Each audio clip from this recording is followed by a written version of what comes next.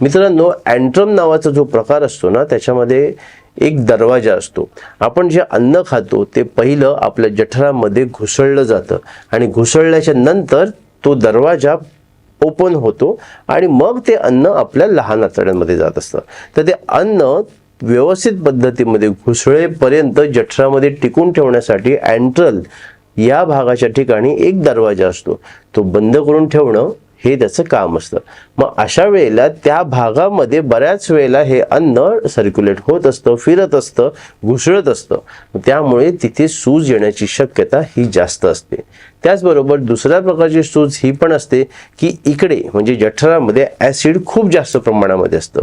ज्या वेळेला हा अँट्रमचा दरवाजा ओपन होतो आणि मग तिथून तेच ॲसिडयुक्त जे फूड असतं ते पुढे जातं आणि पुढे जर तुम्ही बघाल आतड्यांमध्ये तर तिथे अल्कली असतो, म्हणजे तिथे क्षार असतात आणि हे ॲसिड आणि हे क्षार दोघं एकत्र येऊन ते न्यूट्रल होऊन जातात. मग त्यावेळेला समजा हेच ॲसिड जर जास्त असेल तर पुढे जाऊन ते आतड्यांना सुद्धा इजा पोचवतो आणि मग तिकडे जी सूज येते त्याला डिओडिनायटिस म्हणतात. हे दोन्हीही प्रकार वेगवेगळे आहेत. दोन्ही ठिकाणी आतड्यांना सूज येते आणि त्याचा त्रास हा ॲसिडिटीच्या स्वरूपामध्ये आपल्याला दिसत असतो.